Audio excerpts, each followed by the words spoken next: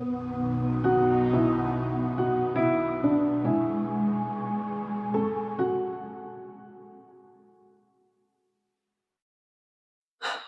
отношения, да, токсичные — это не просто такая грустная какая-то глава в вашей истории, вообще в истории женщины, да, которую можно взять вот так вот и как бы выдрать из книги, да, то есть или выдрать из жизни тот кусок а, времени, который вы прожили.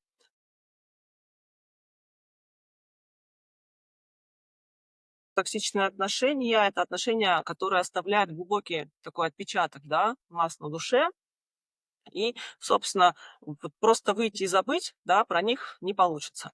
Да, как будто бы нам кажется, ну, вот я в своей практике встречаюсь с тем, что человек как будто бы завершает отношения, то есть кажется, да, что все позади, что все пережито, я из отношений выхожу, но через какое-то время человек понимает, что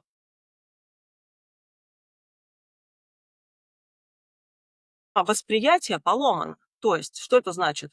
Первый, да, момент, вот какой след токсичные отношения оставляют вот на личности человека. Человек воспринимает себя, вот как будто бы он смотрит в какое-то кривое зеркало. То есть женщина может думать, типа, я там недостаточно хороша, со мной что-то не так, и, типа, меня невозможно любить. И вот как раз вот один из элементов, да, вот это негативное восприятие, негативная самооценка, негативное самовосприятие формируется у нас постепенно, и оно формируется как раз вот в отношениях, да, в токсичных отношениях, когда звучали фразы типа там «ты ничего не умеешь», «ты никому не нужна», да, вообще «кто на тебя посмотрит» и так далее. То есть первое, что мы выносим из токсичных отношений, это поломанное самовосприятие.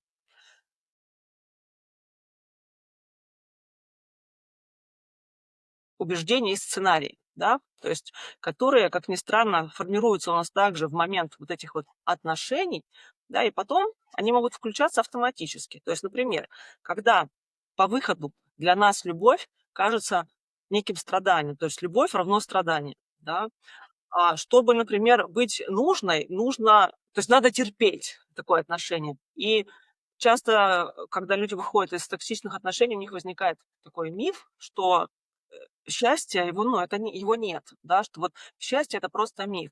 И как раз, да, вот в психологии мы это и называем, да, жизненные сценарии, которые вот, собственно, влияют на то, как мы дальше строим наши отношения, на то, как мы дальше выбираем партнеров. Проведены вот исследования одного Гарвардского университета, да, которые на протяжении достаточно долгого времени, да, они изучали, ну, качество отношений, да, то есть они изучали, вот что влияет на здоровье, на психическое здоровье человека. И вот эти исследования Гарварда показали о том, что не деньги, да, не успех, а именно отношения в паре, то есть на уровень счастья влияет то, как человек себя чувствует в паре.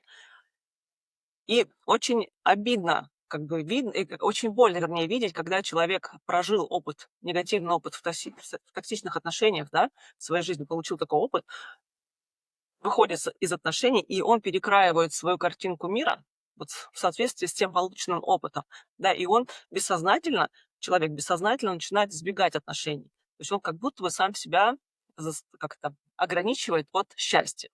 Да, то есть не деньги, не успех, да, то есть не успешная карьера, а именно то, как человек провел ну, какой-то промежуток жизни, да, в отношениях, оказывает влияние на его счастье, так скажем, на его счастливую жизнь, на его картинку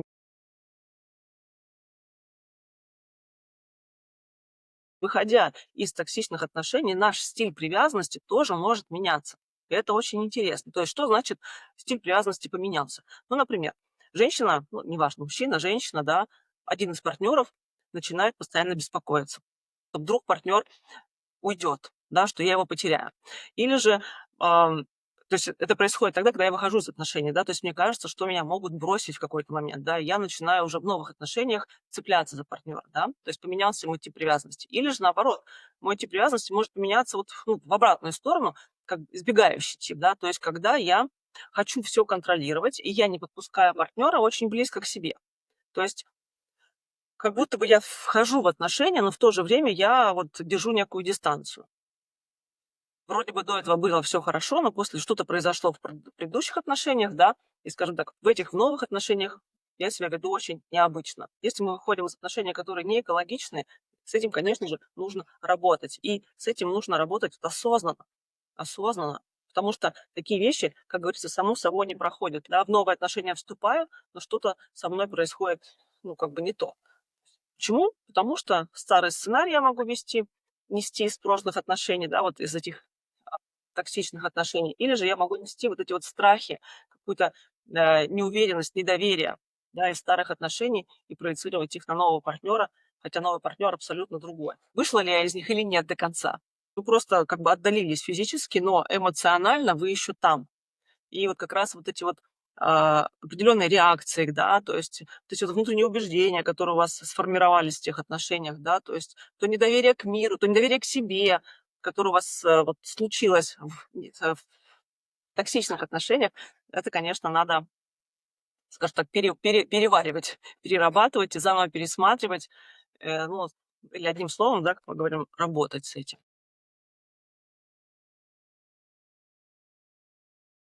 После того, как женщина выходит из токсичных отношений, ну или партнер, да, человек, у него сбивается так называемый внутренний навигатор. Вот что я могу сказать. То есть раньше клиент знал, что туда идти безопасно, туда идти не стоит. Попадает в токсичные отношения, да, и вот этот навигатор, который помогал клиенту двигаться вперед, не сбиваться, он почему-то сбивается. Мы с вами говорим про абьюзивные отношения. Абьюзивные отношения – это отношения, которые ну, разрушают личность, да, или ядро личности. Если есть такие счастливые люди, которые действительно не сталкивались с абьюзивными отношениями, то я расскажу о том, что какие фразы там обычно звучат. Да. Ты все придумываешь, этого не было, да, тебе это показалось, ты что-то слишком эмоционально на это реагируешь.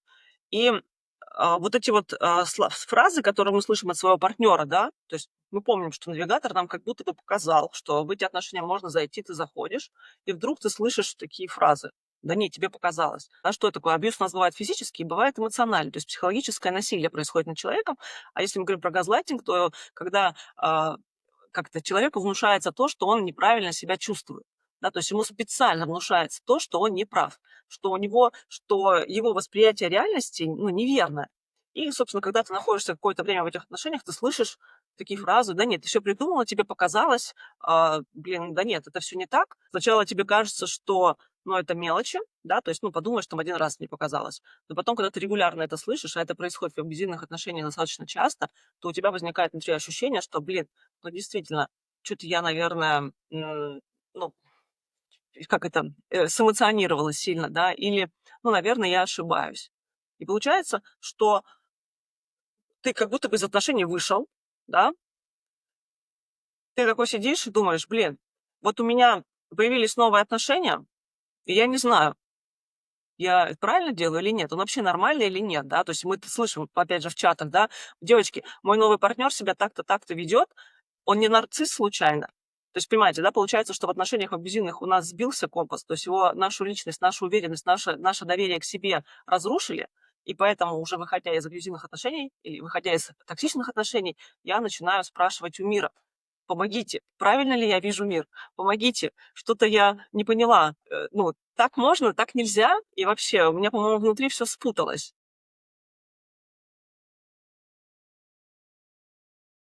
Психология это называется потеря доверия к себе. Исследования, которые показывают, вернее, что женщины, которые пережили некий абьюз, да, у них достаточно, ну, очень сильно, да, снижается уровень доверия к своим собственным решениям, да, то есть к своим чувствам. И даже спустя, там, я не знаю, полгода, год, да, ну, как прислушиваясь к себе, они не могут услышать свои желания. Да, то есть прислушиваясь к себе, не уверены в себе, могут ли они купить это платье.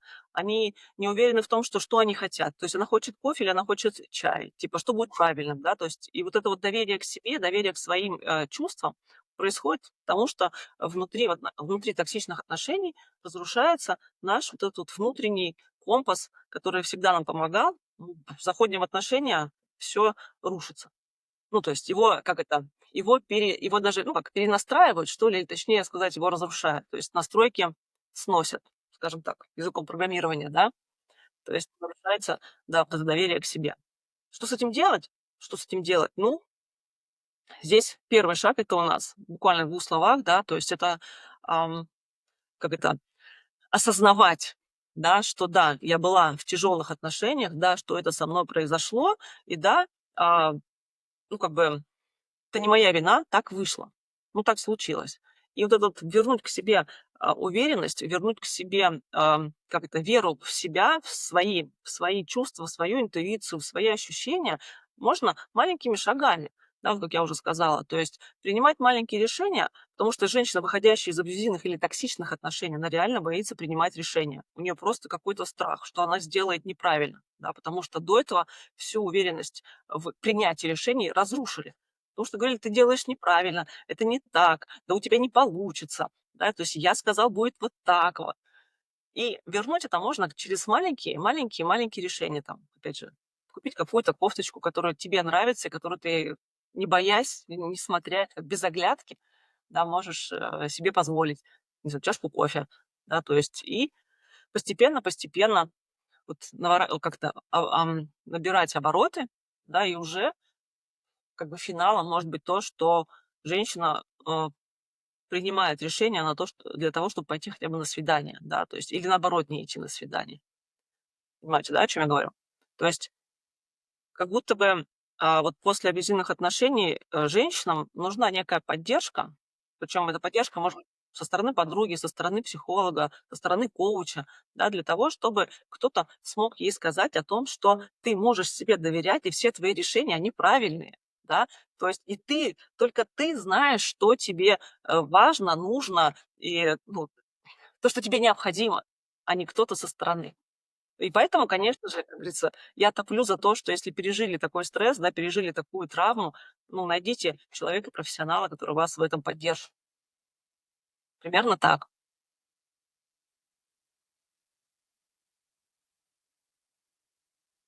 Так, да,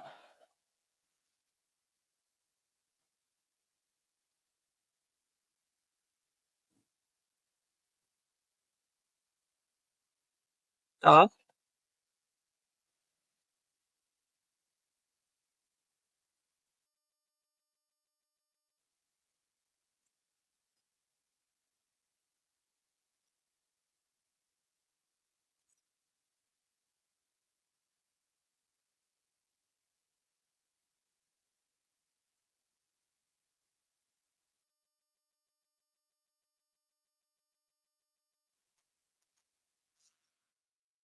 Хороший вопрос, потому что когда мы помним, да, что когда мы выходим из отношений, то, конечно же, мы с вами, а, как сказать, ну, не выходим просто чистыми, да, как я уже сказала. То есть, ам, нам кажется о том, что, допустим, если я вышла из отношений, ну, как бы все там осталось позади где-то, я уже по ночам не плачу, я себя чувствую хорошо, и вот как будто бы я уже могу, как это сказать, вступать в новые отношения, да. То есть, если все окей, вроде бы на внешнем фоне, да, то, наверное, можно продолжать. Но мы понимаем, что наша психика, да, вот, ну, наш мозг, наша психика, они работают немножко по-другому. То есть если я закончила отношения, это не значит, что ну, как бы, то дверь закрылась, так скажем, да. То есть внутри, после токсичных отношений, остаются некоторые вирусы, ну, так скажем, да. То есть вирусы, которые не позволяют нам на человека, на нового человека посмотреть, ну, здоровым взглядом, что ли, я бы так сказала. Понимаете, да? То есть, здесь я к чему хочу свести, что то есть даже если мы вышли из отношений, прежде чем вступать в отношения, нужно сделать, необходимо сделать определенную паузу, да. То есть и есть, конечно же, маркеры, которые нам показывают о том, что прошлые отношения, вот эти травмы прошлых отношений еще не переработано, да. То есть и нет смысла, ну, вообще нет смысла реально вступать в новые отношения, если у тебя еще вот, ну, за тобой тянутся хвосты, прошлых отношений. Почему? Потому что, смотрите, получается так, что мы можем, если мы прошлую историю не закрыли, да, как это маркеры, а, историю не закрыли, что получается? То есть я постоянно думаю, да, то есть о бывшем чаще, чем бы мне хотелось. Да, то есть бывает так, что во сне ты вспоминаешь, или у тебя снятся сны о прошлых отношениях, да, то есть, или вообще ты можешь вспомнить о прошлых отношениях, когда это, в принципе, неуместно, да, то есть, и вместо того, чтобы находиться в моменте здесь и сейчас, например, да, и строить отношения с новым партнером, у тебя в голове могут прокручиваться диалоги, ну, из прошлой жизни, так скажем, да, то есть с бывшим, как диалоги с бывшим партнером. То есть получается так, что как будто бы наш мозг, он пытается переработать то, что было там, и пытается как-то это сделать, ну, как пытается это сделать, но не получается, да, то есть закрыть гештальт, да, сохранить, закрыть эту коробку, отодвинуть. Но не получается это у нас сделать, потому что вот мы, собственно, ну, не дали этому время, да, переработать. Ам, Когда мы не закрываем прошлые отношения, идем в новые отношения, у нас возникают, ну, эти вот эмоции, да, то есть вот страхи, которые мы несем из прошлого. Страхи, когда мы говорим, когда нам кажется, вот я сейчас что-то сделаю, а вдруг меня неправильно поймут.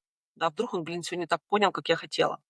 То есть было в прошлом, когда тебя постоянно газлайтили, да, и ты теперь переживаешь немножко, ты боишься, что вдруг что-то не так, вдруг меня неправильно поймут, да, и ты опять же ведешь себя определенным образом, не показывая свое истинное я, да, то есть свой характер, то есть какая ты на самом деле.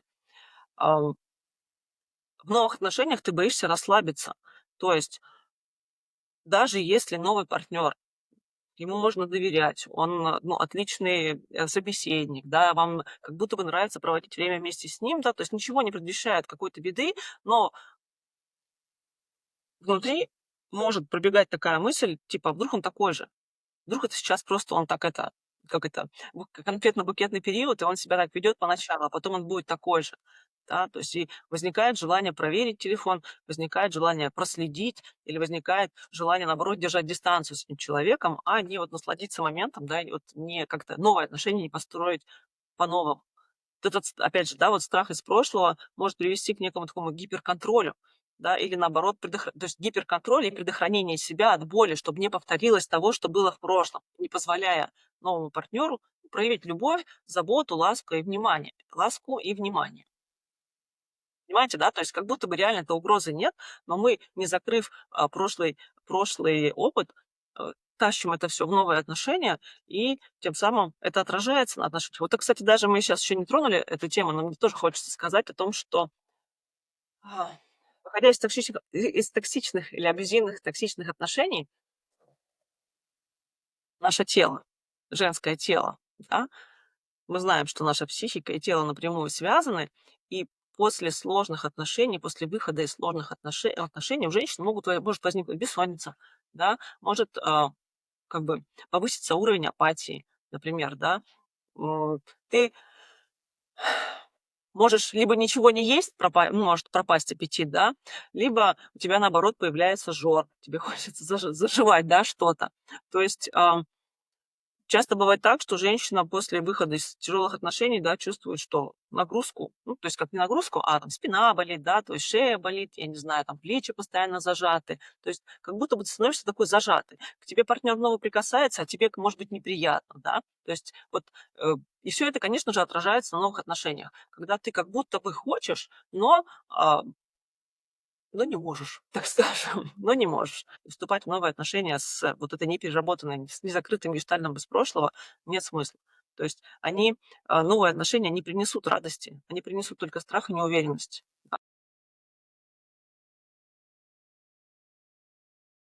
Одна из крайностей, когда я еще отношения как будто бы ну, как не закончила или не вышла еще вот совсем оттуда, да, но уже как это не успела снять обручальное кольцо, еще не успела удалить номер бывшего, но уже регистрируюсь на сайте знакомств, да, то есть хожу на свидания. Вот быстро, быстро, быстро, быстро пытаюсь найти себе вот замену. То есть чтобы не быть одной, ни на минуточку, да. И как будто бы, ну, некоторым может показаться, что типа, о, какая молодец, да, то есть быстро, как сказать, собралась, что такая прям встала на ноги и вообще не переживает. Оптимистично, да, звучит. Но как правило, да, как показывает практика, что такое поведение, вот эта крайность, говорит о том, что человек боится чувствовать, ну, свою боль. То есть в этот момент женщина или мужчина, да, они просто боятся столкнуться с теми неприятными переживаниями, ощущениями, знаете, с тем осознанием, да, то есть, ну, блин, все разрушилось, да, или вот вот с тем чувством руины, да, ну, вот стоять на руинах своей личности, и чтобы этого не почувствовать, человек хочет заглушить новыми отношениями, да. То есть когда мы прыгаем из отношений в отношения, да, для того, чтобы не оставаться наедине с самим собой. Вторая крайность, которую вы сказали, это когда девушка дает себе обет, да, или как говорит о том, что все, больше никогда я ни одного мужчину, или там обычно говорят, ни одного кобеля к себе не подпущу, да. То есть другая крайность, когда человек, партнер, да, выбирает наоборот. Но все это у нас понятно, что это у нас одна и та же, как это, как это, монетка, да, с разных сторон. Так как он выстраивает вокруг себя такую эмоционально холодную стену, да, то есть он себя изолирует, высокую такую стену, так метафорично выражаясь, такой небоскреб, через который никто не сможет к нему пробраться. Когда человек принимает для себя такое решение, что я никогда к себе больше никого не подпущу, да, то есть у человека даже мысль о том, что а, возможно какие-то отношения, да, намек на какие-то знакомства вызывает что? Вызывает раздражение, вызывает страх. Я не хочу снова обжечься, я не хочу снова испытать эти неприятные чувства. Да? То есть получается, что человек, как ни странно, выбирая такую стратегию, никогда больше не подпущу, он не только избегает новых партнеров, да, он еще, в принципе, избегает любой близости, начинает избегать близости даже дружеской. То есть никаких друзей мне новых не надо, никого мне не надо, я хочу остаться один. Да? То есть человек, он, как ни странно, ты не можешь выстроить такую эмоциональную стену, да, и как бы кого-то пустить, кого-то не впустить. Ты становишься реально таким изгоем. То есть ты перестаешь общаться с друзьями, то есть ты не реагируешь на приглашения или там на какие-то активности друзей, да, ты ну да, ты отклоняешь любые приглашения там на какие-то вечеринки, да, и человек начинает вот эту вот изолированность объяснять себе там высокой занятостью на работе, например, да, или там у меня нет времени, надо тем-то, тем-то заняться. То есть и вот эти две крайности, они обе про что? Они обе про страх. То есть как будто бы человек ну, не дает возможность себе это пережить, так скажем, да. То есть если в первом случае, когда женщина убегает, прыгает из отношения в отношения, она убегает от себя, от своих переживаний, то есть она не дает психике, да, пережить, да, вот эти неприятные эмоции, то во втором случае человек, выстраивая эмоциональную такую стену, не подпуская к себе никого, он как будто бы прячется от боли, он пытается спрятаться от боли, то есть, ну, как это, первую часть боли я проглотил, пережил, да, но больше я не смогу этого сделать. Одна из рекомендаций после выхода из токсичных отношений – это взять паузу. Да, то есть взять паузу для того, чтобы разобраться в себе и вот как бы не принимать вот этих вот крайностей или прыгать моментально, да, то есть уходя от себя, не переживая, то есть не подводя итог. Либо же выстраивать стену холодную, высокую, чтобы никого не пускать. Да, то есть тут как будто бы важно вот в этот момент, в этой паузе задать себе вопрос: сейчас я хочу новых отношений, и я хочу этих отношений из радости, да, ну, потому что вот я такая счастливая, радостная, или я хочу этих отношений из-за страха остаться одной, да, например, если мы прыгаем из отношений. И вот как раз или же вот, да, или я не хочу этих отношений. Почему? Потому что из-за страха что? Еще раз пережить развод, например, да, еще раз пережить эту боль. В общем, пауза нужна. Для чего? Для того, чтобы понять свои истинные потребности. Может быть, ну, здесь уже такая долгая будет тема, наверное, да, когда мы говорим о том, что многие женщины, опять же, вступают в отношения, потому что общество так, или мужчина, да, потому что общество так диктует. Типа, ты что, хочешь на старости остаться одна? Вот это все такое, да, запугивая людей и как бы толкая их вот к определенным паттернам поведения.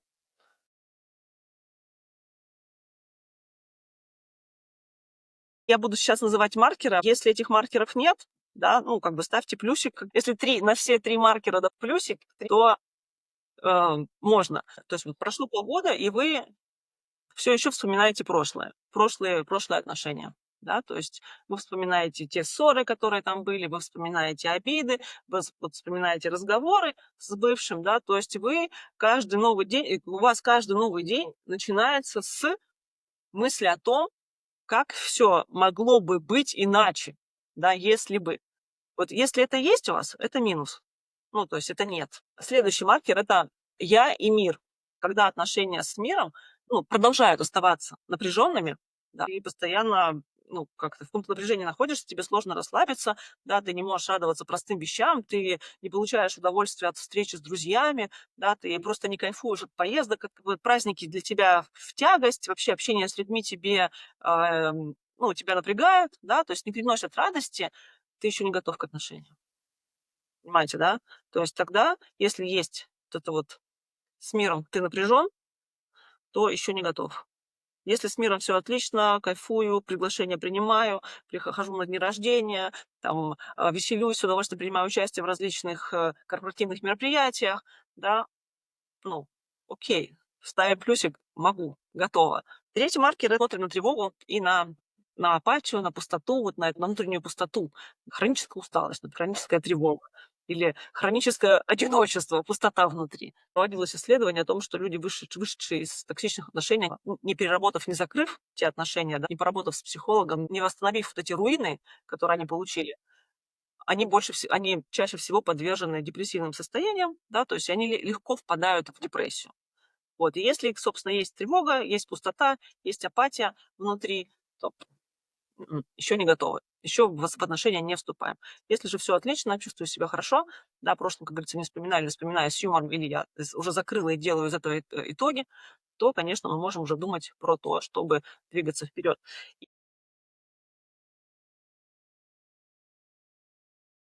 Если вы сейчас, да, смотрите это видео и понимаете, что у вас везде есть 3 плюсика, такое проверочное задание это может быть, когда я могу составить для себя некий такой лист, маркер. То есть у каждого из нас есть свои красные флаги, да, каких отношений я не хочу, и зеленые флаги, каких отношений я хочу, как со мной можно обращаться в этих отношениях, да, то есть и что я могу давать в этих отношениях. То есть как будто бы перед тем, как вступить в новые отношения, чтобы не наступить на те же грабли, я в своей работе всегда рекомендую составить такой, ну, ну, такую дорожную карту, что ли. Вот куда, куда можно, минное поле, куда можно, куда не можно, с зелеными и красными флажками. Примерно так. Вот самое главное, то, что когда я нахожусь наедине с собой, да, и мне кайфово, я не бегу в отношения, как я уже говорила, из-за страха. То есть мне интересно жить, мне интересно учиться, мне интересно работать, мне интересно путешествовать, да, я хочу пробовать новое. И при этом, если, самый прикол в том, что и при этом, при всем, если появится новый человек, то у меня нет мысли о том, что нет, нет, я не готова. То есть понимаете, да, что когда уже как будто бы как излечился от болезни, и тебе не страшно на улицу без шапки выйти. Вы понимаете, да, о чём я говорю? Если уши, как это, когда уши зажили, так скажем, не страшно на улицу выйти без шапки. Когда твой внутренний компас возвращается, твоя навигационная система, когда у тебя нет страха быть собой, то есть, ну, вот как мы про кофточку говорили, да, то есть, да, я люблю пить кофе, да, я не люблю пить кофе, я люблю пить чай. И мне не страшно, то есть я понимаю, что это, ну, это часть меня, да, то есть я не стремлюсь под кого-то подстроиться, да, я, скажем так, или обычно женщины, которые выходят из токсичных отношений, да, то есть мало того, что они хотят подстроиться под кого-то, они еще и готовы понравиться любой ценой. То есть я все что угодно сделаю, чтобы этому парню понравиться. Нет, когда ты здоров, когда ты выздоровел, то у тебя, ну, нету такого страха. То есть ты не боишься показать вот, ну, ну, то есть что ты любишь, да, какие у тебя есть хобби, какие у тебя есть увлечения, какой у тебя голос, да, то есть ты знаешь свои границы, да, ты умеешь отстаивать свои границы, ты знаешь, как с тобой можно, как с тобой нельзя. Это тоже признак, маркер того, что вы готовы выйти уже в новые отношения, что вы как бы выздоровели. Да? Когда ты выбираешь партнера не из-за страха, да, а из желания делиться своей жизнью. Когда, то есть это один из самых главных факторов, один из самых главных маркеров, что ты здоров. Да? То есть когда ты не цепляешься за человека, потому что ты боишься остаться одним, да, ну, чтобы хоть кто-то был, или, не дай бог, я останусь одна. Нет, вам хочется делить вот как бы свои эмоции, свои переживания, вам хочется с кем-то радоваться вместе, да, вам хочется просто, ну, расти, развиваться, быть рядом с кем-то. И вот это вот, когда мы вот так вот думаем, да, когда мы готовы к этому, то мы уже говорим про отношения.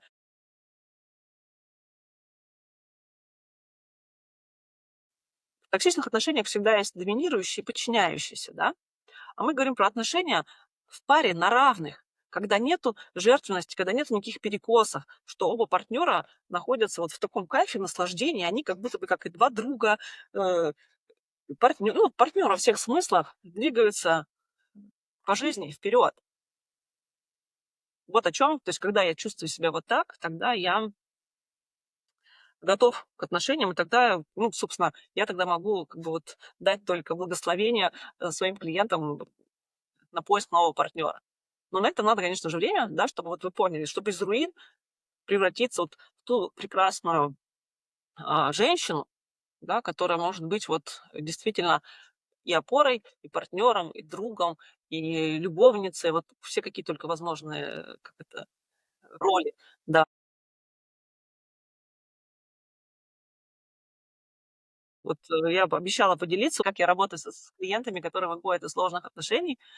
Ам, и 3 вопроса. Вот 3 вопроса, которые действительно есть смысл, скажем так, перед глазами держать и периодически себе задавать, да. Первый вопрос — это: хорошо ли мне с собой, даже если я одна?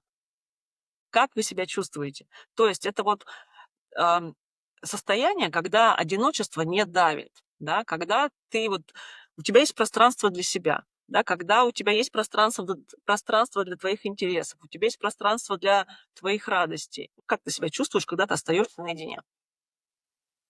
Вот, ну, отвечаем себе на этот вопрос и, собственно, анализируем, да. Второй вопрос: для чего тебе партнер нужен? Вот для чего тебе нужен партнер? Задай себе вопрос, как говорится, и ответь на него, да. То есть тогда, когда начинается, чтобы вот если только женщина говорит о том, что ну, чтобы не быть одной, как я одна выращу там ребенка, да, или там детей, то нет, нет. То есть выздоровевший, ну, здоровый человек, как это, начинает свою вот эту мечту, ну, как ответ на этот вопрос обычно с фразы, ну, потому что я хочу поделиться, я хочу путешествовать вместе, я хочу вот действительно вот то счастье, да, вот все свои положительные, отрицательные эмоции делить с кем-то. То есть мне нужен партнер для шеринга. То есть вот как зеркало, возможно, да. И третий очень важный, но серьезный, глубокий вопрос: могу ли я говорить с собой и с кем-то о своих чувствах и переживаниях, и о своих желаниях честно? То есть, ну, не боясь, да, надо под кого-то постоянно подстраиваться, да, то есть не дай бог он уйдет, да, надо сделать все возможное, чтобы он со мной остался. Нет, то есть могу ли я честно быть честной с собой и быть честной с окружающими, что я сейчас переживаю, что я сейчас чувствую, да, какие у меня есть желания. Не бояться, что меня осудят, да, то есть не бояться, что меня как-то отвергнут. Ну, отвергнут, значит, не мой, да, то есть не хочет он со мной моего счастья. То есть осудят, но мы понимаем, что всем ты не будешь нравиться, да. А, не бояться, что там кто-то надо мной посмеется. То есть когда у тебя сильная опора внутри, когда у тебя когда у тебя сильный стержень внутри, ты как бы, собственно, этого не боишься, потому что у каждого есть свое мнение, у каждого свое есть видение этой ситуации. Ну, нет. То есть это значит, я могу быть сама честна с собой, честна со своим партнером и делиться своими эмоциями, переживаниями. Это тоже очень многого стоит, да, то есть и ты при всем при этом ты остаешься вот этой мягкой, нежной, открытой, допустим, женщиной, да, или заботливым, твердым таким партнером, да, на которого можно опереться. Тогда, пожалуйста, новые счастливые долгие отношения.